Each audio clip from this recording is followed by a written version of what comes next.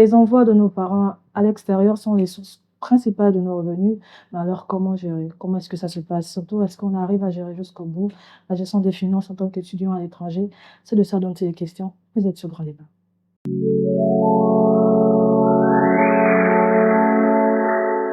Amis téléspectateurs d'ici et d'ailleurs, bonjour et bienvenue sur le Grand Débat. Je suis Madoulor et c'est toujours pour moi un plaisir d'être là face à vous. Vous l'aurez compris sur l'introduction, il s'agit de la gestion des finances en tant qu'étudiant à l'étranger. Comment faire? Comment est-ce qu'on peut faire pour s'en sortir? Est-ce que finalement on arrive à s'en sortir jusqu'au bout? Bien, pour m'accompagner sur cette émission de ce jour, je suis avec deux invités fraîchement représentés de la Côte d'Ivoire et du Gabon, sans oublier nos amis du public.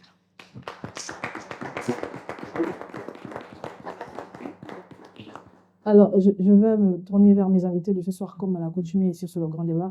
Vous regardez la caméra juste en face de vous, vous présentez qui vous êtes et ce que vous faites sur le plateau du Grand Débat. Je vais commencer par vous, madame. Bonsoir à tous, je m'appelle Louise Catriella et je suis là aujourd'hui, c'est pour participer à l'émission Grand Débat. Très bien, et vous, monsieur, on aura un peu l'habitude de vous voir finalement. Oui, finalement, je serai accoutumé de votre émission. Mesdames, Mesdemoiselles et Messieurs, bonsoir. Bonsoir. Je suis Remarque Carmichael Mahé, étudiant en droit, finaliste.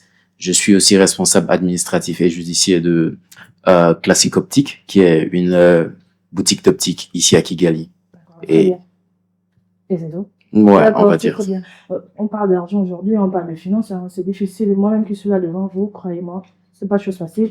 Du coup, on va en parler, on va avoir un peu les causes. Comment est-ce qu'il faut gérer son argent? Comment faire pour y arriver finalement? Parce qu'il y en a, la fin du mois n'est pas encore arrivée, on n'est même pas au 15. L'argent est terminé, surtout nous, les Gabonais. Bien, pourquoi est-il important qu'un étudiant apprenne à gérer son argent?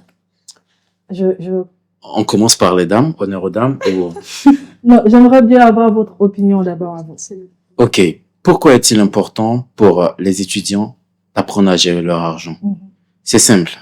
L'université, c'est la vie en miniature.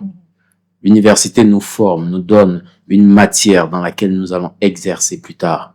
Et dans ce cheminement, nous rencontrons beaucoup de difficultés, et il est important pour nous de savoir gérer le peu que nous avons dans ces petites difficultés qui sont nôtres, pour que lorsque nous rentrons ou que nous exercions dans le monde professionnel, oui, que nous puissions gérer le salaire qui nous est donné. Parce que à ce moment-là, nous aurons une famille, nous aurons de plus grandes responsabilités, des loyers à payer. Parce que là, en tant qu'étudiants, nous dépendons de nos parents. Mais demain, une fois adulte, une fois professionnel, les parents ne seront plus. J'ai même envie d'ajouter que c'est finalement là on se retrouve et on devient responsable. C'est finalement l'école même de la responsabilité. Exactement. Je veux venir à vous et poser la même question. Est-ce qu'on veut revenir sur la question? Ok. Pourquoi est-il important qu'un étudiant apprenne à gérer son argent? Bon, pour moi, il est important qu'un étudiant apprenne à gérer son argent, c'est pour éviter certaines dépenses inutiles. C'est-à-dire, par exemple, si tu ne sais pas gérer ton argent, tu envoies par exemple 200 000 par mois. Et ta maison, c'est 100 000.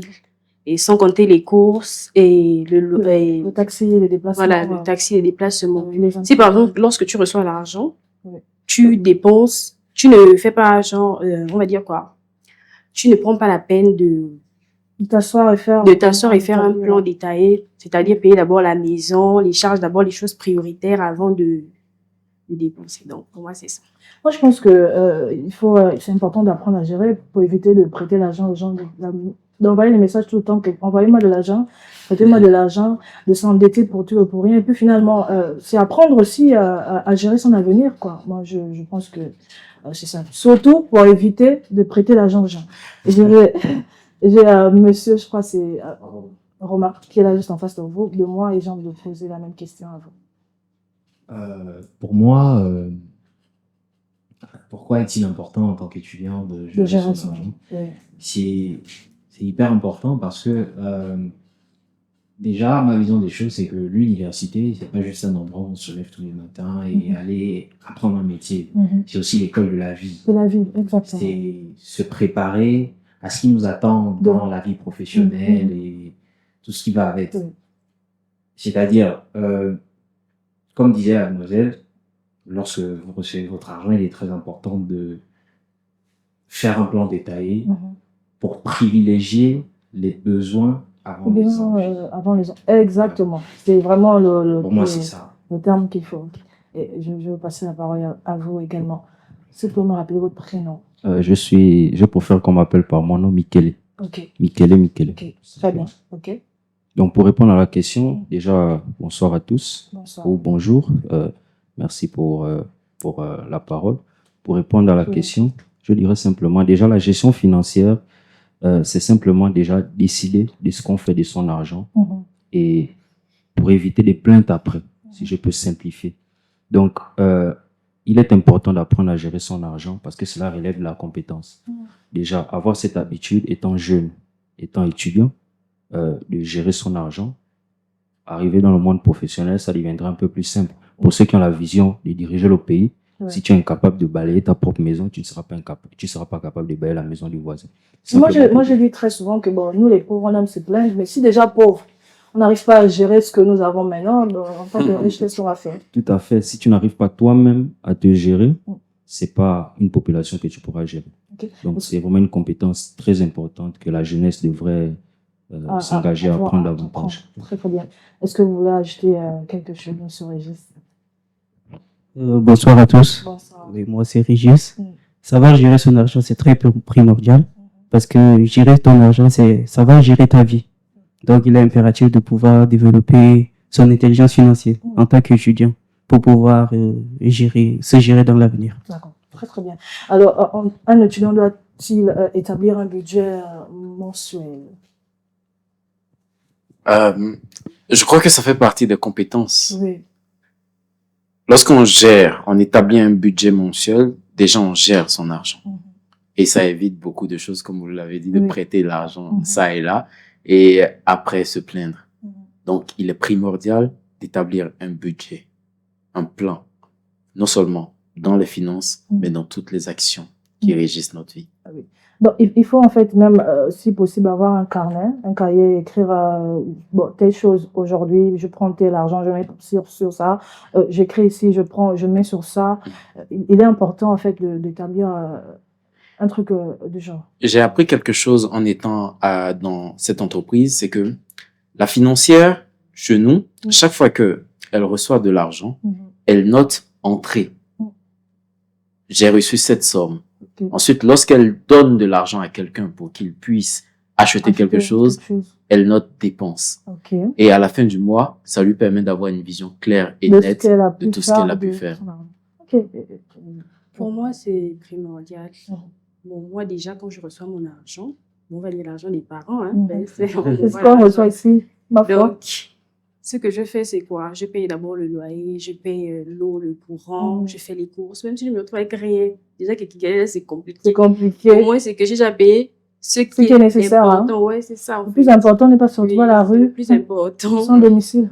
Donc, c'est juste ça. Oui, moi, je fais la même chose, hein, quand l'argent arrive, c'est la priorité. C'est la pauvre maison, pardon. La pauvre maison, j'ai pas envie de me trouver entre des déménagers sans savoir où aller. Donc, priorité, payer la pauvre maison. Après, je regarde ce que je dois faire. Je vois mes courses de mois. Je prends l'argent qu'il faut. Je mets pour mes courses de mois et après, pour mes propres désirs, mon taxi et puis, etc.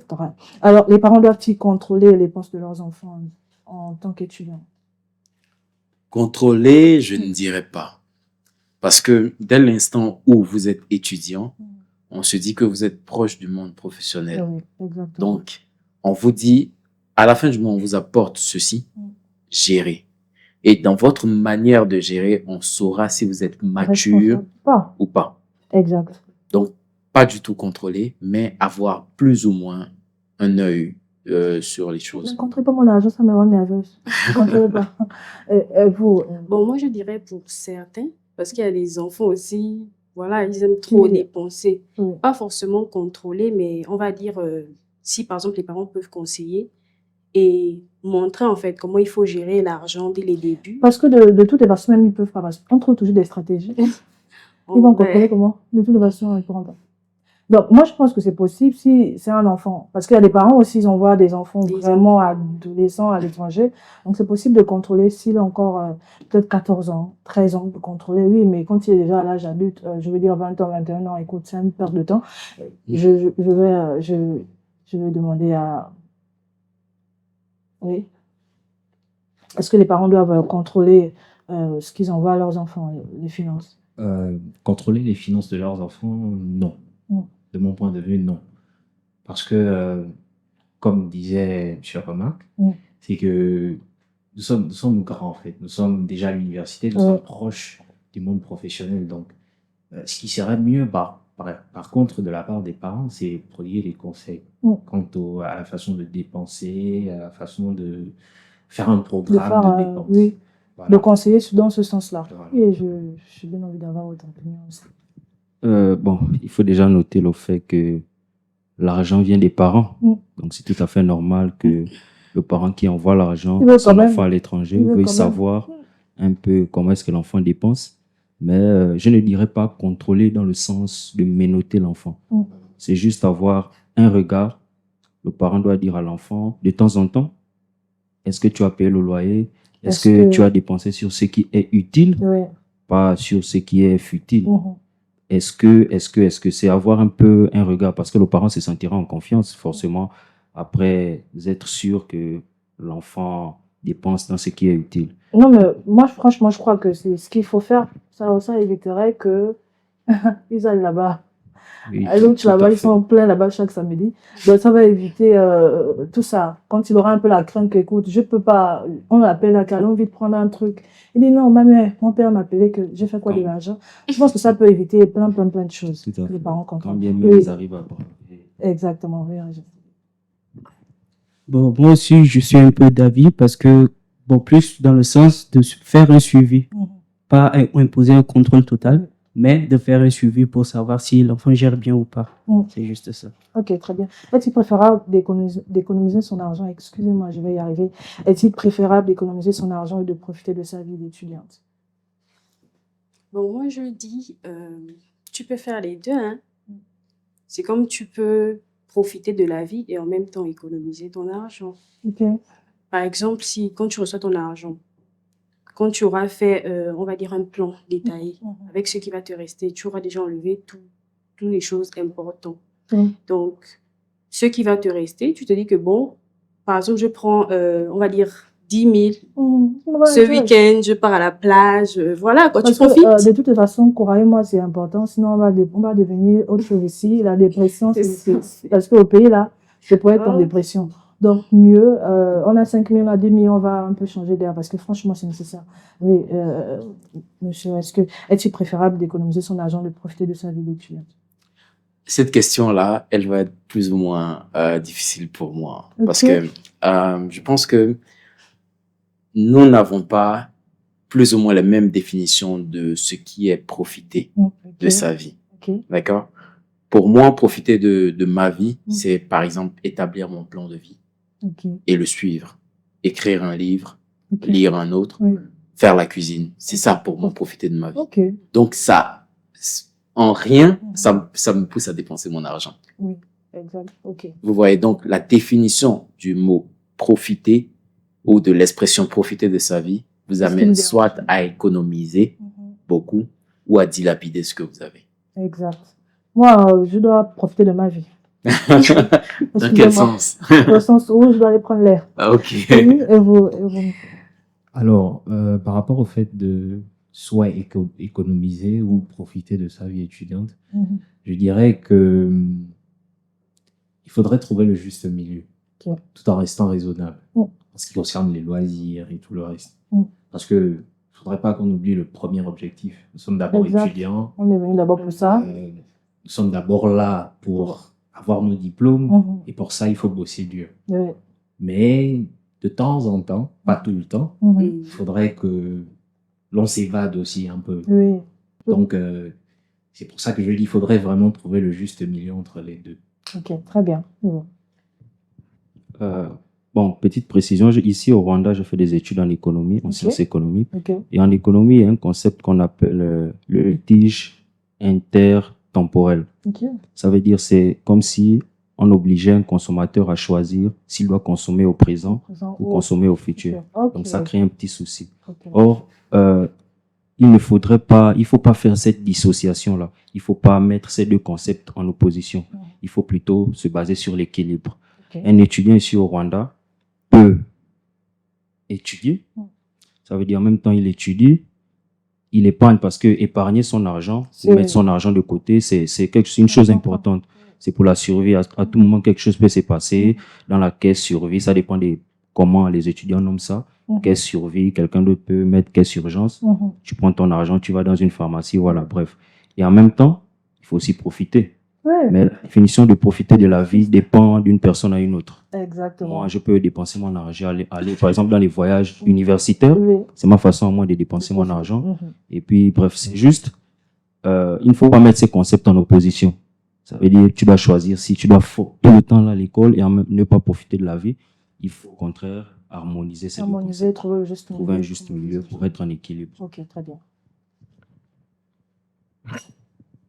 Bon, pour moi, profiter de la vie et économiser, je me dis que j'ai tout le temps de profiter de la vie. Le temps de profiter de la vie. Effectivement. Donc, pour un premier temps, je préfère d'abord me construire en tant qu'étudiant.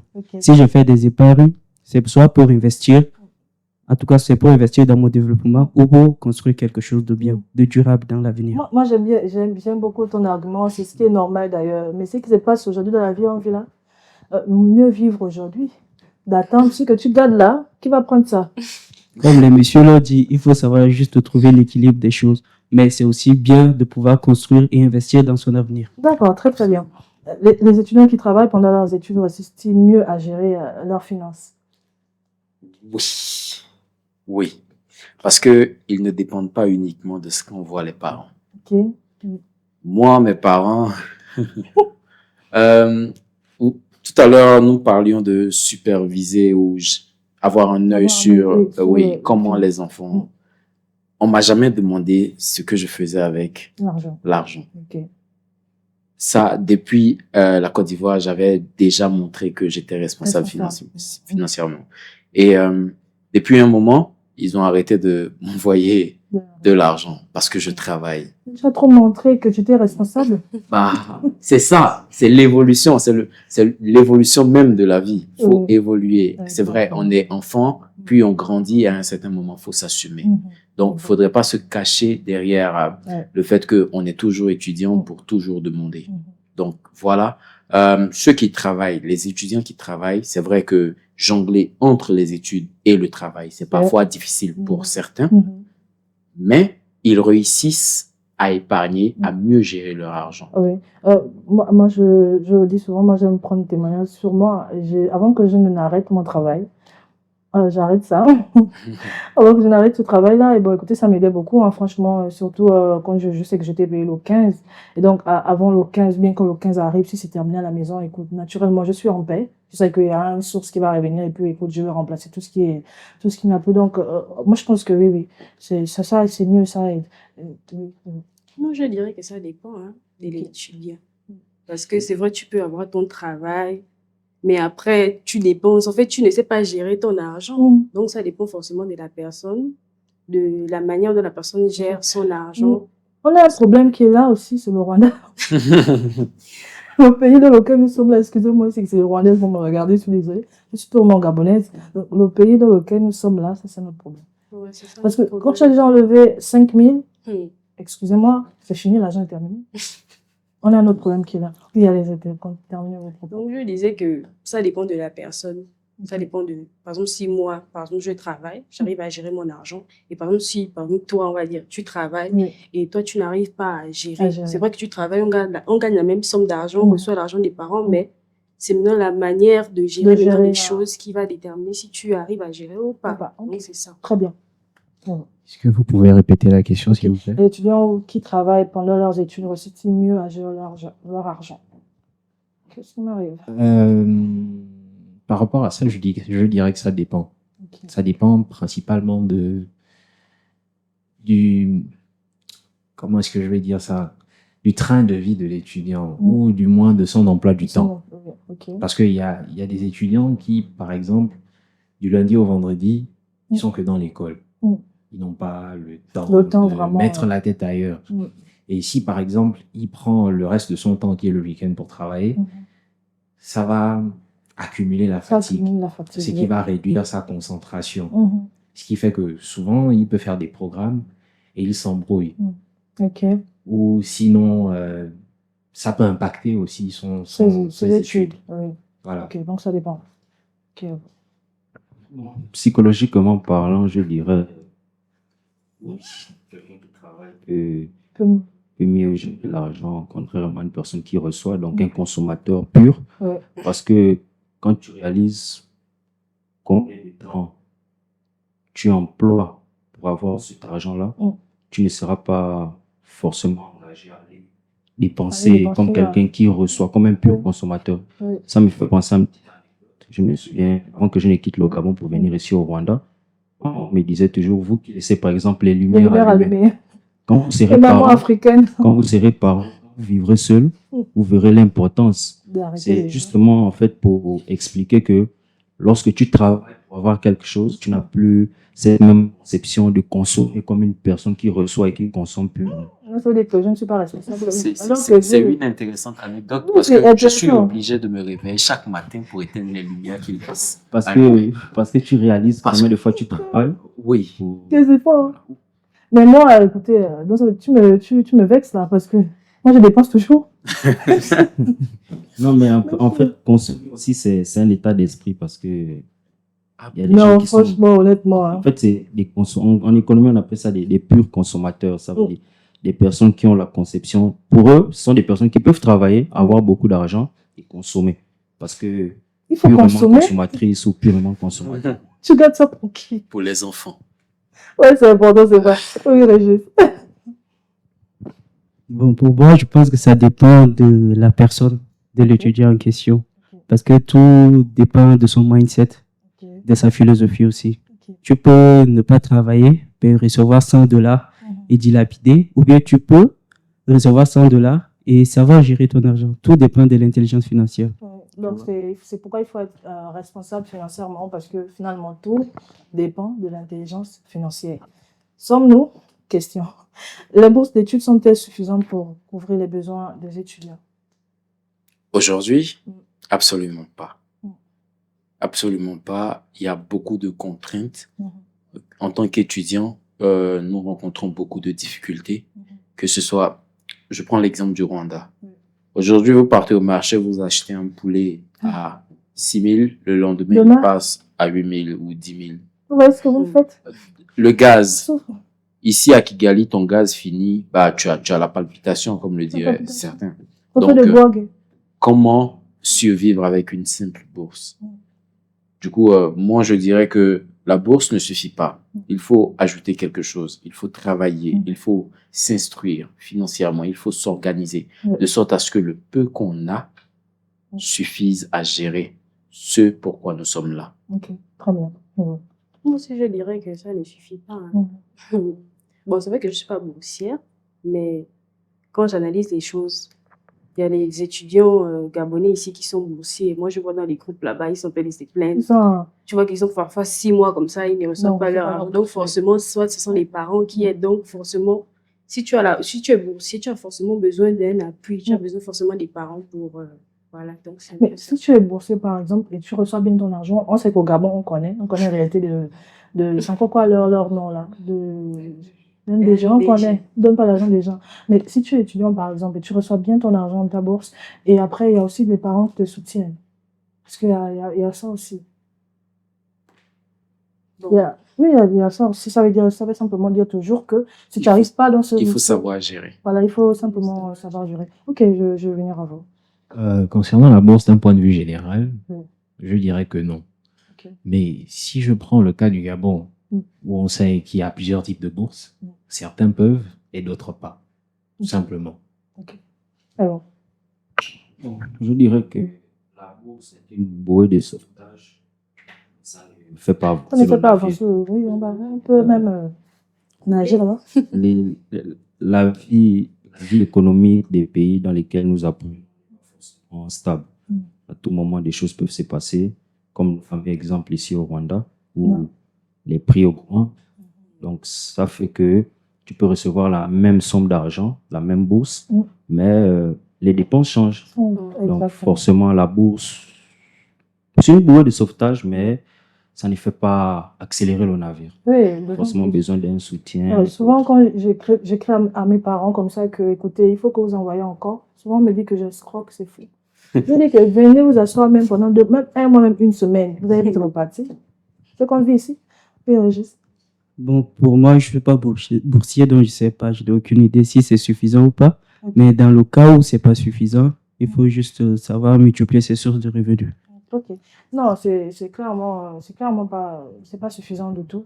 On souffre aussi. C'est difficile. Le poulet, aujourd'hui, c'est 800.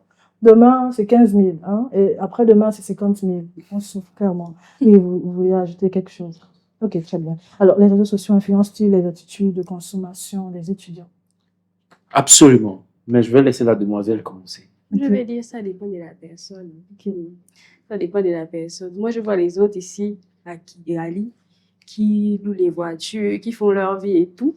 C'est vrai, je ne veux pas dire que je n'ai pas envie aussi de partir dans les voitures, mais Parfois, on critique, avec mais on le veut. budget que j'ai, moi, je sais que non, je ne peux pas.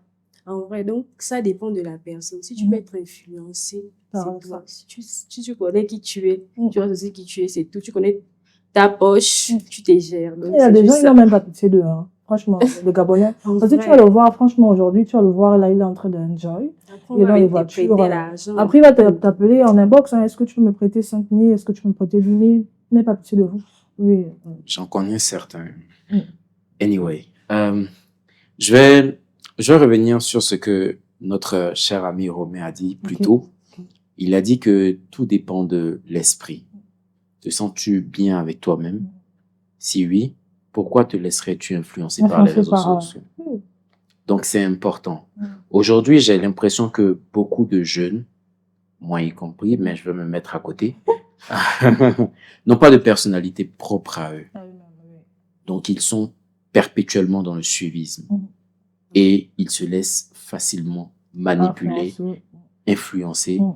Ils veulent faire comme les autres. Voilà, comme les autres et ce qu'ils voient sur les réseaux. Mhm. Et ça, c'est très dangereux. Mhm. Finalement, tu finis sur la paille et tu empruntes ça et là. Après, tu ne Et peux après, pas on rembourser. t'emmène le nom. Hein. On comprend qu'on va t'emmener le nom. Ton nom est parti comme ça. On est C'est là, lui ça là, allait. c'est fini pour toi. C'est terminé. Et puis, on n'avez pas pitié de vous-même, franchement. De vos parents, on n'a pas pitié. De vous-même, on n'a pas pitié. De vos études, on n'avez pas pitié. Oui, c'est vraiment. Honnêtement, je remarque tout dit. Ok. Est-ce Est-ce que les réseaux sociaux influencent-ils les attitudes de consommation des étudiants? Bon, dans la question, il y a deux Oui. éléments clés. Ok. Il y a réseau social Mhm, et consommation. mhm. Le système de consommation, nous, par exemple, en économie, au niveau microéconomie, c'est basé sur la psychologie. Oui. Parce que les réseaux sociaux affectent psychologiquement celui qui observe. Oui, Donc, exactement. forcément, les réseaux sociaux influencent la fréquence de consommation des étudiants. Mais ça comme disaient tantôt les autres, je crois que ça dépend de la personne. Toi, tu es influencé par les réseaux sociaux, par exemple? Oui, bon, ça dépend maintenant de comment est-ce qu'on dit. Si tu vois un produit qui te plaît sur les réseaux sociaux, bah, tu achètes. Ok. Tu as été influencé. Mhm. Maintenant, si on va maintenant un peu plus loin dans le fait de dépenser de façon un peu plus Comme les exagérée, influenceurs, comme voilà, les- là, ça devient un problème parce que tu n'as pas d'amour propre. Tu sais que tu n'as pas d'argent pour te faire plaisir, un t-shirt et autres. Mhm. Tu veux absolument ça. Ou tu sais que la somme d'argent que tu as ne te permet pas d'acheter cette chaussure-là. Oui. Bah, Mais fais un compromis. Mhm. Tu as besoin d'une chaussure aujourd'hui pour aller à l'école. Ne prends pas celle de 50 000 Mhm. ou 100 000 francs rwandais. Mhm. Prends celle de 30 000. C'est juste pour un temps. Et puis, choisissez vos amis, parce que c'est vos amis là qui vous mentent. Ce sont eux qui vous mentent. Ils vous mentent trop. Moi, je dirais que oui, ça influence Mm. parce que tout dans notre société formate les gens à devenir des consommateurs. Donc, les réseaux sociaux influencent grandement. Maintenant, tout dépend de ta conscience. Si tu as une identité, si tu as conscience de toi-même et de ce que tu veux, tu te laisseras pas influencer. Bien, on va faire quelques minutes de pause et on revient tout de suite après.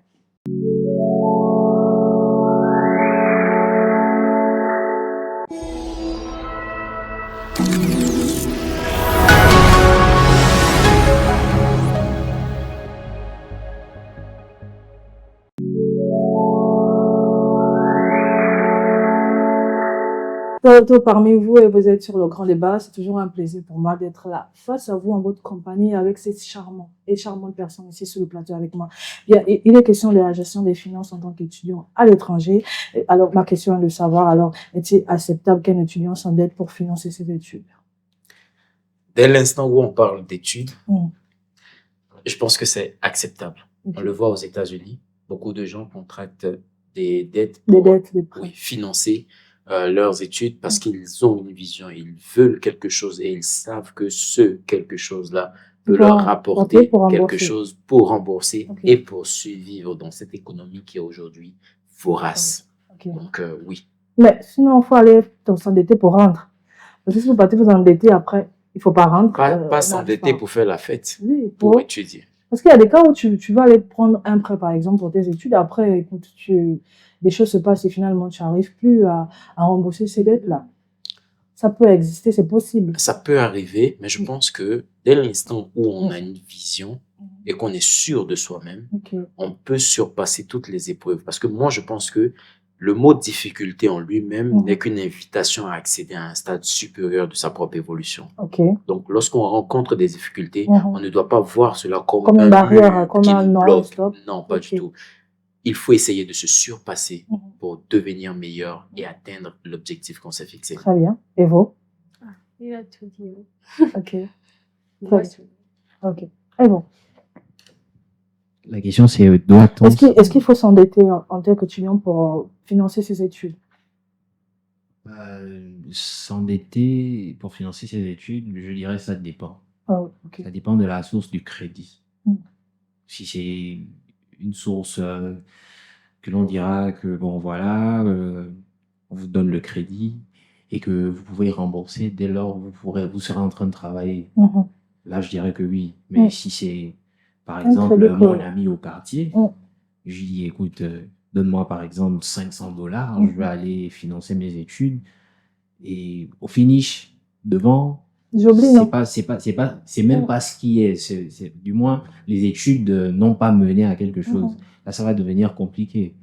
Donc, je dirais que ça dépend de la source du crédit. Ok, j'ai envie de faire une parenthèse comme ça. Franchement, c'est un truc juste pour rigoler. Il y a une série là que tout le monde, je pense que tout le monde connaît, de quoi les questions.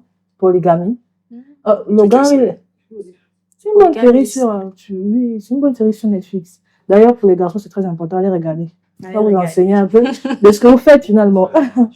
Le gars, en fait, il a trouvé une petite amie qui l'a aidé à financer ses études, justement comme tu étais en train de dire tout à l'heure.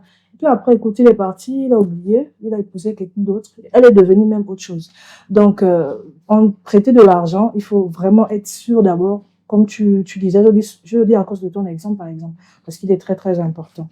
Alors, je vais venir à vous. Est-il acceptable qu'un étudiant s'endette pour financer ses études? Bon, s'endetter comme... c'est M. Romain. Comme M. Romain disait tout à l'heure, ça dépend déjà de la source auprès de qui on s'endette. Mais, par exemple, comme disait M. Romain, quand on le voit aux États-Unis, pour ceux qui empruntent, par exemple, dans des grandes institutions qui font des prêts étudiants, nous, dans le monde de la finance, on lit souvent emprunt à investissement. Parce qu'on n'emprunte pas pour dépenser. Pour emprunter juste. On n'emprunte pas pour dépenser bêtement dans les consommations courantes. Tu ne vas pas emprunter de l'argent pour payer une nouvelle chaussure. Par exemple. Tu ne vas pas emprunter de l'argent dans une grande institution pour acheter une perruque. C'est vraiment très bas. Donc, on emprunte de l'argent pour investir. Bref, c'est pour dire, à ce moment, les études deviennent un investissement. Donc, on emprunte de l'argent pour investir dans les études. Et oui, il faudra être sûr que l'investissement que vous faites dans vos études rapporte parce qu'il faudra rembourser. Donc, retour sur investissement, être sûr de ça et ensuite rembourser de l'argent. Donc, ce n'est pas une mauvaise chose d'emprunter de l'argent pour ses études. Ok, très bien. Est-ce que les universités devraient être proposées des cours obligatoires de gestion de finances?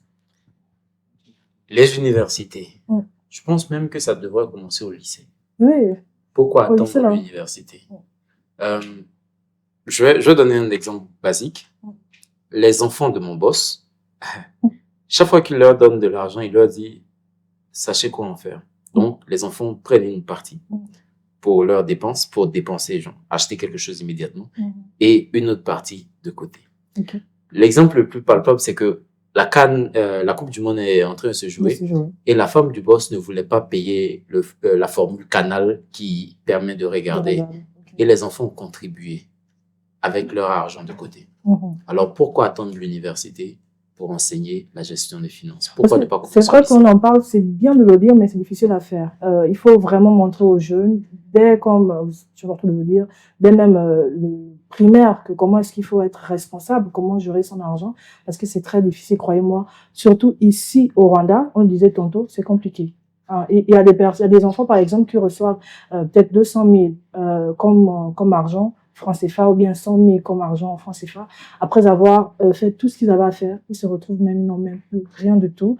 Comment épargner là? C'est très difficile. Donc, il faut trouver vraiment des stratégies, apprendre à vos enfants comment être responsables financièrement.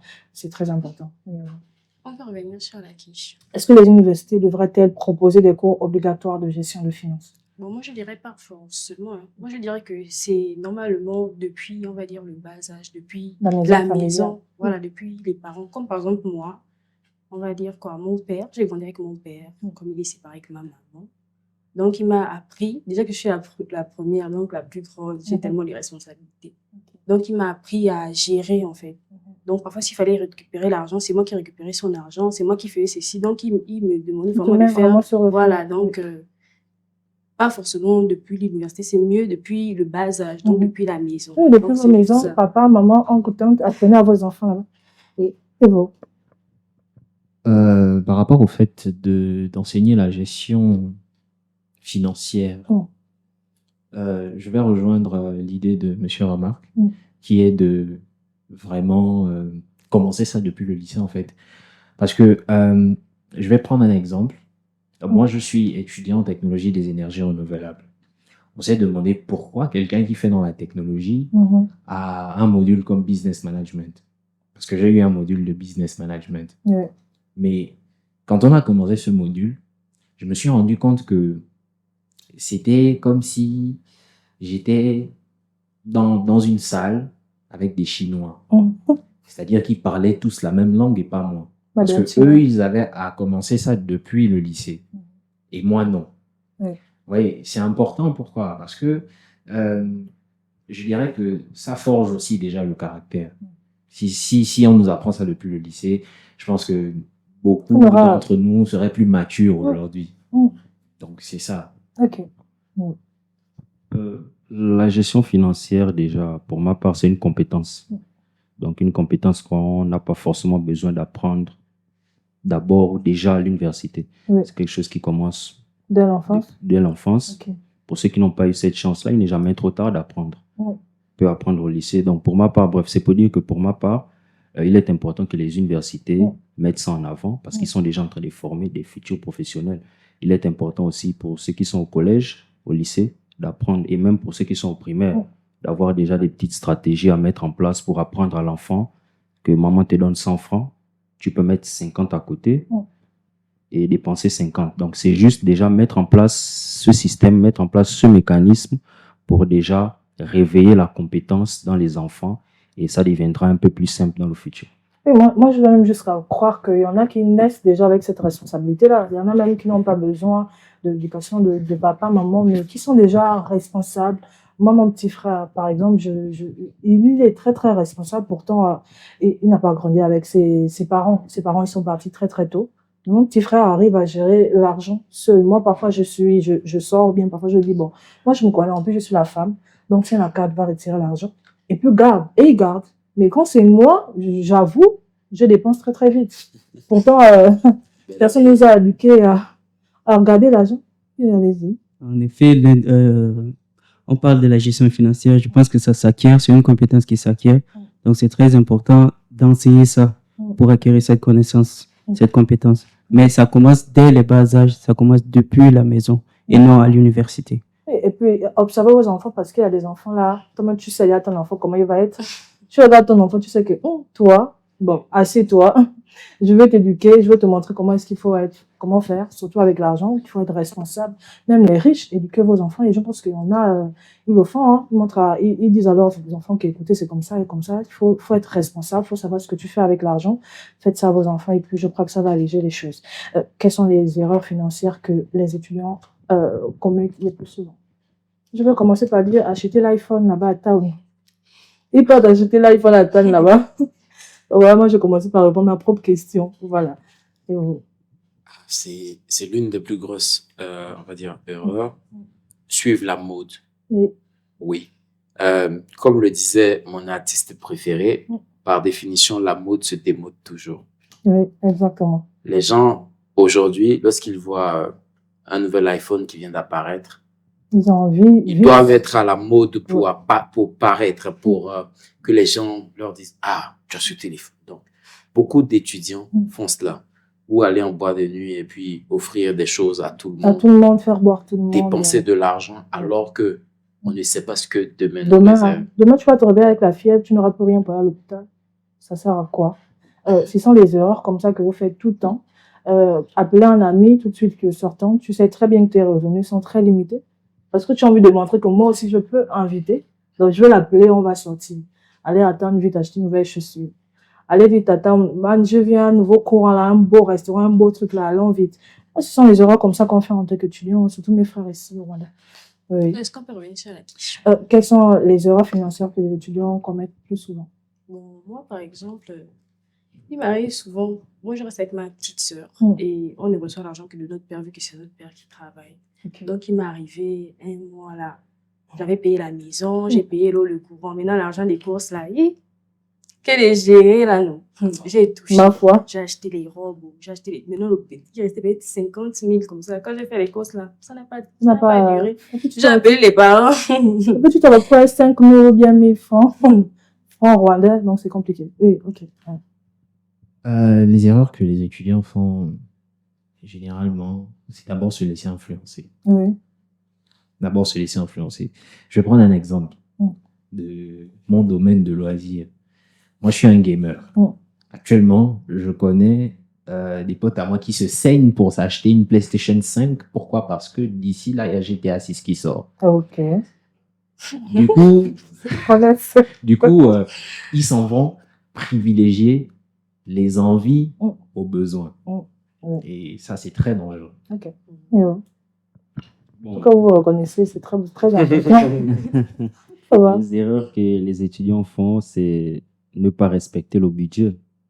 Parce que on t'envoie de l'argent, la première chose à faire, c'est de mettre un budget en place, ce dont j'ai besoin, combien ça coûte. Je pense qu'au marché, les prix ne changent pas à la minute. Le kilo, c'est 8500 par exemple. C'est pas demain que tu vas venir, c'est déjà 1800, 1700. Donc, bref, c'est pour dire qu'on sait à peu près. Ah bon? Oui.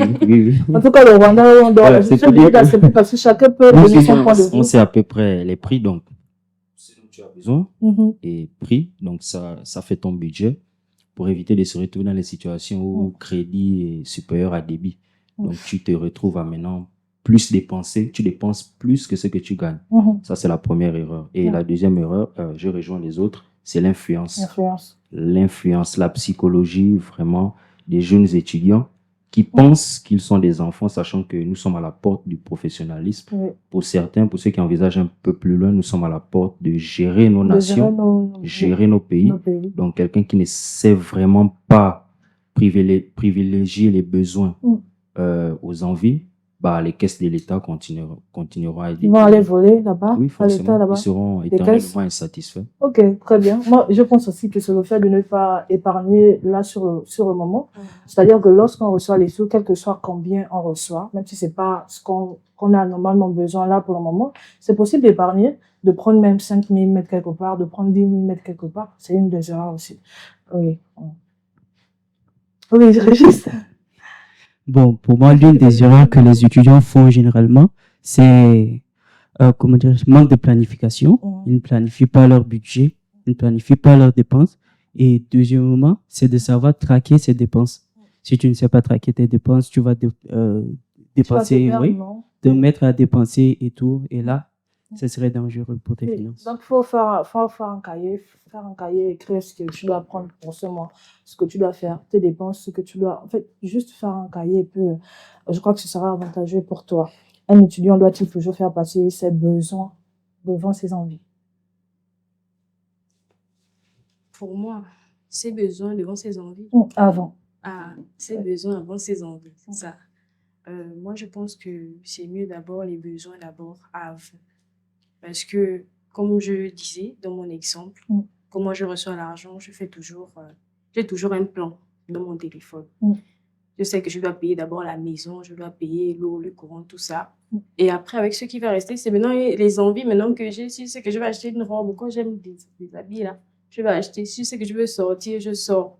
Mais c'est mieux d'abord les besoins avant les envies. Moi, j'aime le dire de temps en temps, prenez vos envies, laissez les besoins. Parce que c'est important, franchement, de sortir un peu de tout ça, franchement. C'est important. Je n'ai pas d'aller faire ça tous les jours, si vous voulez écouter mon français. De temps en temps, prenez les envies, laissez les besoins. Et vous? D'accord. Besoin avant envie. C'est pas compliqué. Je vais me prendre comme exemple. À chacun de mes anniversaires, plutôt que d'aller fêter, je m'assois dans ma chambre et je définis mon plan sur l'année. Ah, ok. Ok. Je définis mon plan sur l'année, je divise l'année en 3 des trimestres et je sais exactement où cette somme doit aller. J'ai pas beaucoup d'envie, il peut témoigner. Il peut témoigner parce que les témoins en présent. Oui, je ne pense pas à. Je pense que dépenser inutilement peut entraver mes plans. Parce que, comme il le disait, pour certains d'entre nous qui veulent diriger plus tard leur nation, il faudrait se discipliner aujourd'hui. Oui. Donc, je me discipline maintenant parce que je ne rêve pas de diriger mon pays. Je veux diriger mon pays. Ok, très bien. Et vous? Non, pour moi, le choix, il est clair. Hein. Pour un étudiant conscient, c'est besoin avant envie. Pas dire ça aux autres. Bon, déjà que nous sommes en train de parler des étudiants, déjà le besoin, il renvoie forcément à l'étude, la raison pour laquelle nous sommes ici au Rwanda. Donc, premièrement, il est important de léger les besoins. On est ici pour étudier, payer sa maison, payer les charges. On va dire quoi, se décharger de tout ce qui est utile à la cause pour laquelle nous sommes ici. Exact. Et après, il va rester une certaine somme d'argent. Et je propose, par exemple, pour ma part, sur 100%, je peux mettre 70% de dépenses, 30% d'imprévus, par exemple, et il reste plus rien. Il reste plus rien. J'ai bien fait le calcul. Je dirais, par exemple, 50% de dépenses, voilà. 30% d'épargne, raisonnable, et peut-être 20% d'imprévus, ou 20% d'amusement, ou 10% d'amusement et 10% d'imprévus. Bref, c'est pour dire que c'est important de satisfaire les besoins d'abord et ensuite essayer de voir ce qu'on peut faire pour ses envies. Ok, mais alors j'ai envie de demander quelles sont les stratégies finalement qu'on peut avoir pour bien gérer son argent en tant qu'étudiant, les stratégies. Les stratégies. Là, oui. Bon, les stratégies, comme on disait tout à l'heure, c'est faire un plan. C'est toujours faire un plan. Tu établis un plan. Comme par exemple, tu sais qu'on t'envoie, tu connais la somme qu'on t'envoie par mois. C'est vrai qu'on sait que Kigali, tous les jours, les prix augmentent. Mais voilà, tu fais déjà un plan détaillé. Tu sais que tu dois payer d'abord la maison, tu dois payer l'eau, le courant. Tu mets d'abord les choses prioritaires en avant le reste. Donc, c'est juste ça. Ok, moi, ma première stratégie, c'est d'inventer quelque chose tout le temps avant que la fin du mois arrive pour recevoir plus, franchement. Parce que Kigali, on se réveille un jour, l'autre jour, c'est plus la même chose. Donc, honnêtement, franchement, faites ça. Dites un truc le premier mois que telle chose m'est arrivée. Au moins, tu sais que lorsque l'argent arrive, tu vas recevoir plus. Et puis, écoute, tu fais ton plan détaillé, tu prends ton cahier, tout ce que tu veux, même ton téléphone, hein, écoute. Tu prends ton carnet et puis tu écris ta vie. Franchement. Ok, c'est très intéressant. Les stratégies sont vraiment importantes et moi, je tiens à dire une chose qui est primordiale. Il faut savoir se faire violence. Nous sommes là pour les études. Les études avant tout. Comment épargner?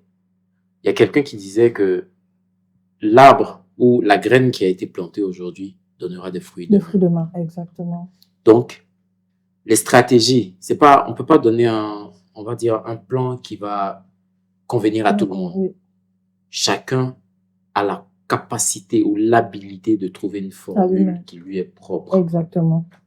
Donc, faut savoir, ça c'est primordial, faut savoir se faire violence pour atteindre ses objectifs. L'amusement, d'accord. Et demain, même si l'avenir est incertain, pourquoi ne pas vivre comme si, pourquoi ne pas planifier comme si nous Comme étions... si on va vivre jusqu'à l'éternité. Exactement. Exact, ok. D'accord, et vous? Des stratégies financières à adopter, bah, je dirais d'abord établir un plan de dépenses et comme disait monsieur Marc, se faire violence quant à nos besoins d'abord parce que nous sommes ici pour les études et voir le reste plus tard. Ok. Bon, je vais rejoindre monsieur Remarque, il n'y a pas de formule propre pour apprendre aux gens à gérer leur argent. Chacun fasse comme il veut gérer l'argent. Bon, je ne dirais pas que chacun fasse. Mais il existe par exemple, on peut dire un plan général. Déjà, il faut s'organiser. Il faut avoir un budget, ça c'est la base. Et ça c'est la première étape. Où arrive à faire la première étape? L'argent n'est pas encore arrivé, il a déjà anticipé. Tout planifié, non? Je vais prendre le pantalon que j'ai vu chez Trap House. Avant que l'argent ne vienne, tu as fini. Parce que voilà. Et deuxièmement, il faudrait un petit grain de discipline. Parce que tu as déjà établi un programme. Tu sais que c'est ce que tu dois faire. Mais quand l'argent arrive, tu compromets ton même programme. Donc, ça veut dire que le programme est là, l'organisation est là, mais il manque de discipline. Et après, il faut être juste patient. Parce que lorsque tu décides d'épargner, il faut assumer, il faut supporter, il faut se faire violence. Ok, très bien. Bon, pour moi, je rejoins aussi l'avis des autres parce que tout ce qui a été dit est vrai. Il faut planifier pour moi, surtout planifier avant même de recevoir le budget. Planifie d'abord ton budget, planifie tes dépenses et tout. Et puis, comme je l'ai mentionné auparavant, il faut savoir traquer ses dépenses. Parce que si tu ne sais pas traquer tes dépenses, tu vas dépenser n'importe comment et tout. Planifier et quand l'argent vient, respecter. Respecter, même si tu as mal, vraiment le cœur fait mal. Mais respecte ce que tu as planifié, c'est très important. Et ne pas inventer. Ne pas inventer, justement. Alors, les achats à crédit sont-ils une bonne ou une mauvaise idée pour les étudiants? Achat à crédit. Achat à crédit. C'est-à-dire, on n'a pas l'argent là, mais on prend pour ensuite. Je pense que c'est une mauvaise idée. Parce que ça compromet. Et même la moitié, après dire que, écoute, je vais... ça va dépendre. Ça va dépendre. Par exemple, à l'université Kigali, ils ont cette fâcheuse habitude de dire, vous devez payer ceci pour pouvoir faire cela. Donc, si je peux prendre de l'argent avec quelqu'un pour payer, je mets ça dans la case achat à crédit, parce que c'est important pour moi. Mais aller prendre un costume que j'avais vu bien beau, parce que je l'ai vu et que ce costume me plaît, que j'ai pas l'argent là maintenant, c'est me compromettre autant pour moi la suite de mes projets. Et ça, c'est un très gros risque que je ne suis pas prêt à prendre. Ah oui, faites-le donc si c'est important. Par exemple, pour l'école, puisque c'est pour ça finalement qu'on est là. Donc, faites les achats à crédit pour l'école. Moi aussi, je dirais que ça dépend. C'est le besoin, c'est l'école. Tu vas encore faire comment? Si tu sais que, encore il y a le cas là-bas, ils aiment mettre les gens dehors quand tu n'as pas payé. Donc, si tu sens que tu peux prêter, mais tu sais aussi que tu vas rendre. Donc, c'est bon que de prêter. Quand tu sais que tu vas, par exemple, acheter une robe, tu prends à crédit, ça aussi. Ça n'a pas de sens. Moi, ça m'arrive, mais c'est pas. Après, tu te retrouves dans les dettes. En fait, tu te demandes comment tu vas faire pour rembourser. Donc, oui, moi, récemment, on m'a même proposé une perruque. On m'a dit, tu peux payer la perruque en 2 tranches. J'ai dit que, non, laisse ça où je suis, c'est bien. Pour cette question, je pense qu'on va revenir sur le concept de besoin et envie. Est-ce que c'est pour un besoin ou pour une envie? Là, je crois que c'est l'envie. Bon, ça peut dépendre, ça peut être aussi un besoin. Puisqu'il faut privilégier les besoins. Donc, je vois pas pourquoi je vais faire un crédit, par exemple, pour aller m'acheter un jeu.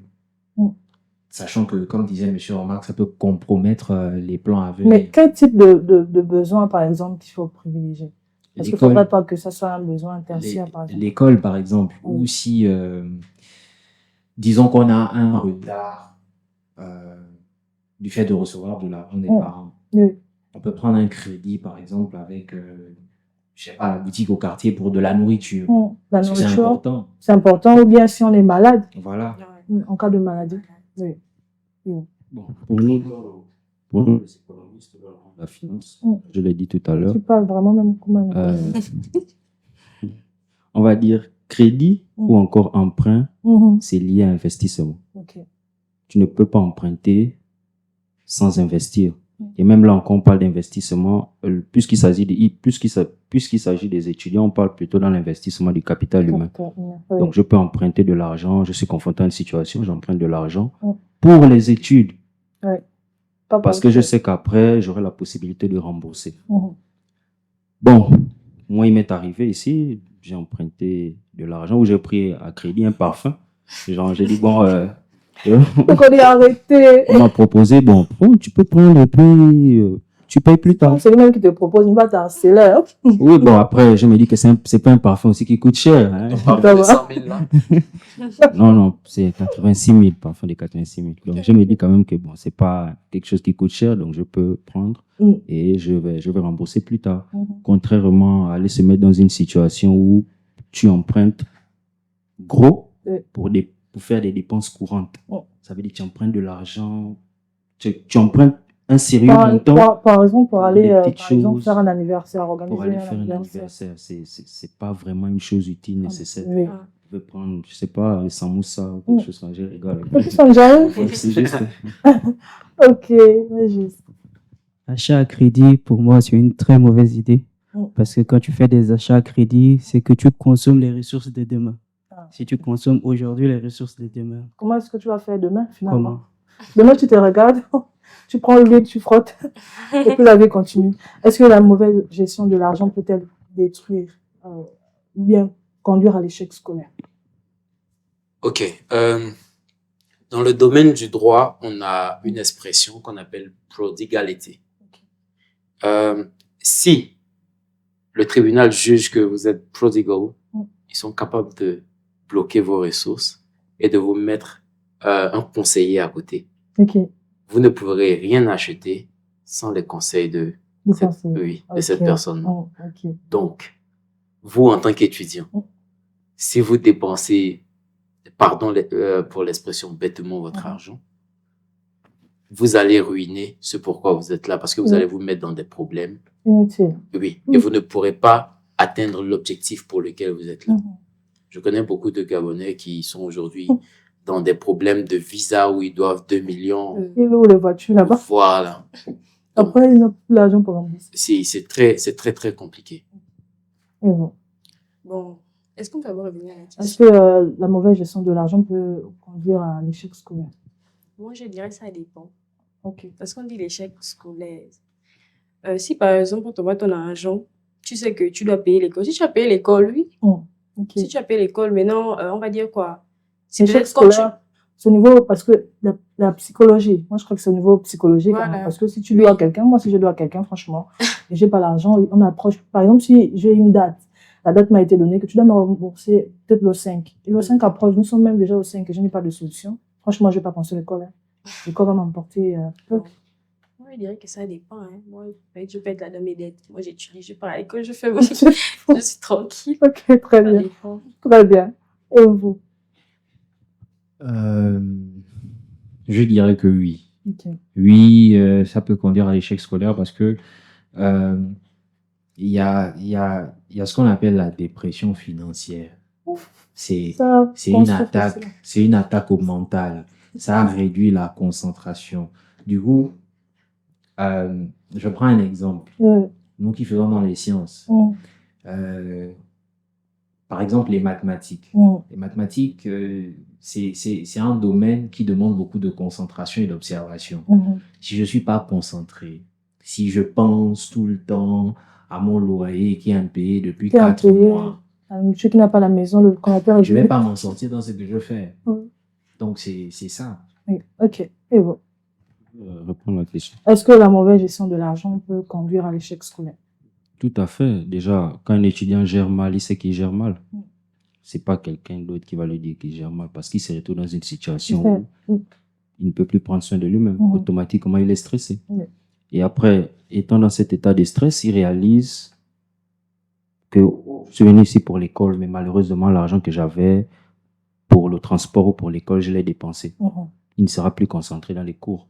Exact. Tu es en classe, tu es stressé financièrement. Bon, on va pas dire que tu es stressé financièrement, tu es stressé, mais ce stress-là est sponsorisé par ta mauvaise gestion C'est des ça, finances. oui. Donc, un étudiant qui dépense mal et qui est conscient qu'il dépense mal, forcément, le résultat, c'est l'échec. C'est l'échec. Tu n'es pas chez toi, tu es à l'étranger. Tu es à l'étranger. Très bien. Hein? Parce que c'est clair, hein, tu n'es pas chez toi, tu es à l'étranger. Oui. Oui, pour moi, la mauvaise gestion peut éventuellement conduire à l'échec scolaire. Parce que si, par exemple, tu gères mal ton budget, tu gères mal ta scolarité. Par exemple, tu reçois ta scolarité et tu bouffes. Ça fait partie de la mauvaise gestion. Alors, comment tu vas payer tes modules? Comment tu vas faire pour payer l'école? Ici, au Rwanda, on sait que si tu ne payes pas tes modules, oui, tu ne payes pas, tu ne vas pas composer. Et si tu ne composes pas, c'est l'échec. C'est l'échec. Dans tous les cas, sans argent, c'est l'échec ici. Alors, selon vous, quelles sont la qualité la plus importante pour bien gérer ses finances? Est-ce que c'est la discipline, la patience ou l'organisation? On va dire que c'est un mélange. Okay. Ce n'est pas une qualité, c'est plusieurs qualités qui se mettent ensemble pour former un tout qui permet d'atteindre ses objectifs. Okay. Discipline, organisation. Lorsque vous êtes discipliné, forcément. Vous êtes organisé. Exactement. Donc, comme je le disais, il faut vraiment se faire violence et la violence sort de la discipline. Ok. Moi, je dirais l'organisation et la discipline. Donc, les deux mélangent, comme il disait. C'est, voilà. Okay. Moi, ce que je dirais, c'est la discipline. Principalement. Parce que c'est la discipline qui emmène tout le reste. Oui, exactement. Parce qu'on peut être organisé, mais pas discipliné. Comme par exemple faire un plan. Et demain, on se retrouve tenté par quelque chose. Quelque chose, exact. C'est la discipline qui va faire en sorte que... C'est la discipline qui va faire en sorte que je suive mon plan tel qu'établi. Donc pour moi, c'est la discipline le plus important. Très bien. Et vous? Je vais rejoindre ce que les autres ont dit. Ce sont des qualités qui vont ensemble. Et premièrement, l'organisation. Il faut s'organiser. Et deuxièmement, la discipline. Tu fais ton plan et tu t'engages à respecter. Parce que bon, moi j'ai connu des gens, j'ai rencontré des gens même ici. Il a de l'argent, il a prévu peut-être, il a ses 20 000, mais ces 20 000 sont déjà prévus pour faire quelque chose. Un ami l'appelle, oh, dépend de moi, tu peux m'avoir 10 000, il prend, il donne. S'il y a l'ami qui n'a pas, c'est pas une mauvaise chose. Ce n'est même pas du tout qu'il est méchant, il a déjà prévu faire quelque chose avec ses 20 000. Mais les situations font qu'il change son programme et en même temps, il se perd dans son programme, tout simplement parce qu'il manque de discipline et il a cédé à l'émotion amicale et autres. Donc, c'est pour dire que ce sont des qualités qui vont ensemble. Et puis, quand tu arrives à les maîtriser, forcément, tu danses. Très bien. Moi aussi, je dirais que c'est un mélange de tout. Mais avant la discipline et l'organisation, je vais ajouter l'identité, c'est-à-dire ton rapport avec l'argent. Voilà. Il faut d'abord être conscient de soi, conscient de quel est ton rapport avec l'argent. C'est là que tu pourras te discipliner ou pas. C'est là que tu pourras t'organiser ou pas. Donc, pour moi, c'est ça le secret de la gestion financière. Discipline, identité, organisation et patience sont donc les clés pour bien gérer son argent. J'espère que cette émission vous aura fait du bien. Vous avez tout. On vous a tout dit. Prenez des papiers, tout ce que vous voulez, vos téléphones, notez vos dépenses, regardez comment est-ce qu'il faut faire et soyez disciplinés. Et on va faire une pause et on revient tout de suite après.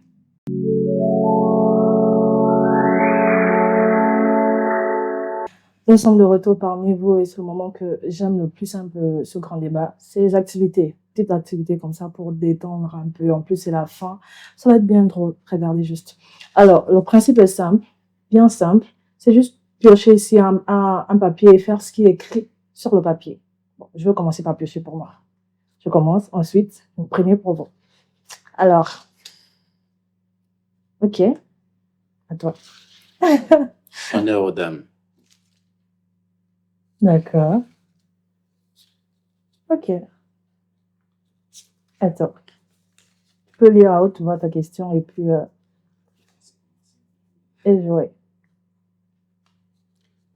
Il est dit qu'il faut donner 3 astuces pour économiser sans réfléchir plus de 5 secondes. Okay. Planification, rigueur avec soi-même, discipline. Ok, bon. Il est dit, joue le rôle d'un parent qui découvre les dépenses de son enfant. Voilà.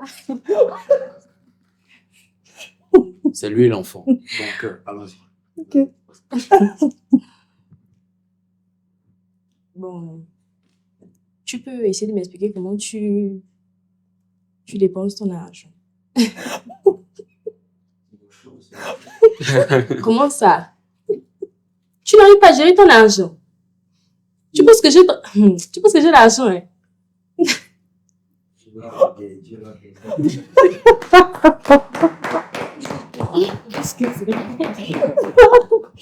Alors, on me dit ici, si tu as une habitude financière que tu aimerais transmettre aux étudiants, qu'est-ce que je peux citer comme habitude comme ça?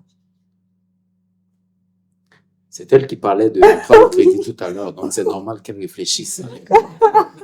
Qu'est-ce que je peux donner comme ça? Épargner.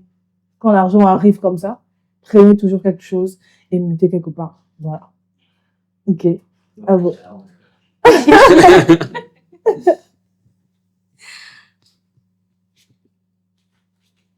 Je vois un étudiant qui a dépensé toute sa bourse en une semaine.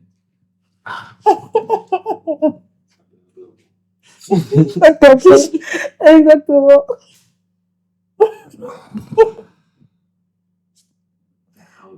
La semaine prochaine, je mange moi-même. Exactement. Attends d'abord. Monter la même. Il peut marcher. Et prendre le raccourci par là. Attends d'abord. Mais il y a Marcus qui me doit là.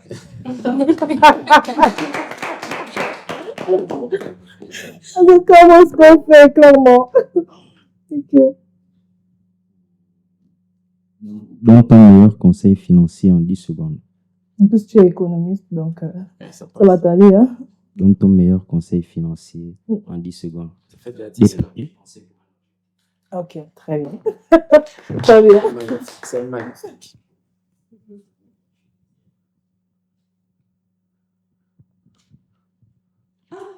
Mais c'est chaud.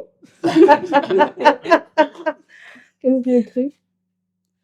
Fais une déclaration d'amour à ton porte-monnaie. On fait une déclaration d'amour. C'est toi qui parlais d'identité économique. Ok, laissez-moi faire une déclaration. Porte-monnaie. Tu sais que je t'aime trop, n'est-ce pas?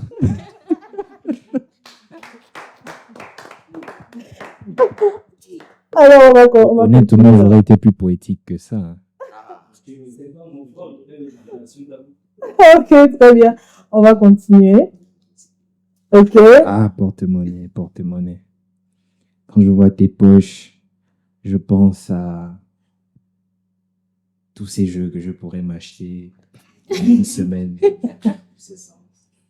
Mais tu es vide. Quand je vois ta couleur, tu me fais penser au soleil le matin, la douce brise du vent, des dépenses.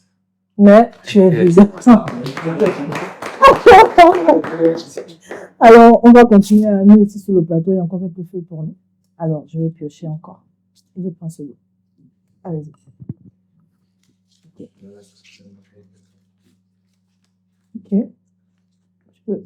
Non, on va être OK. Qu'est-ce que ça dit?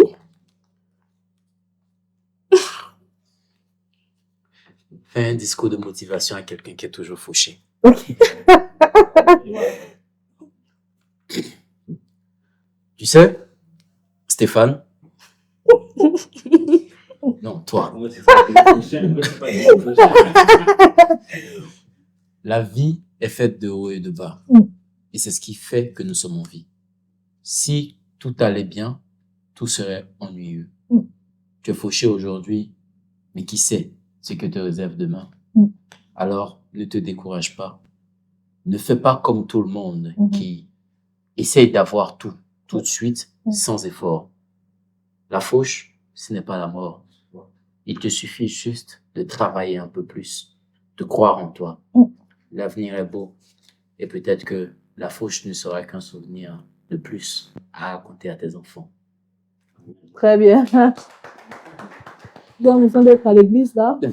N'empêche qu'il est toujours fauché. Bon, Vas-y. ici, on me dit, termine cette phrase.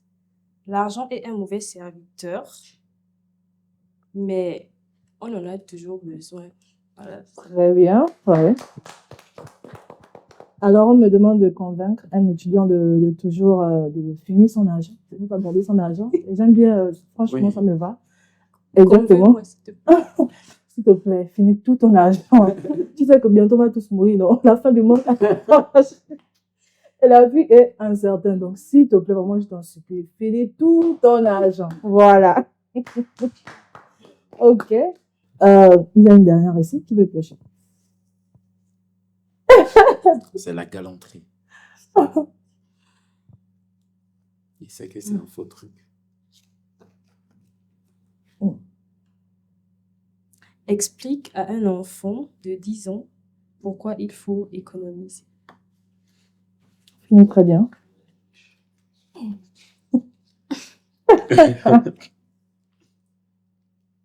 Tu sais, la vie là, tu sais que moi j'étais eu à, je sais pas, 16 ans.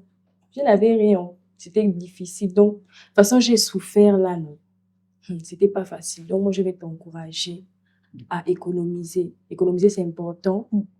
Voilà. Donc, Très bien. OK. OK, écoutez. Nous sommes arrivés au terme de cette émission. C'était un plaisir de partager ces moments-là avec vous et avec ceux ici sur le plateau avec moi. D'ici là, portez-vous bien. Ciao, ciao.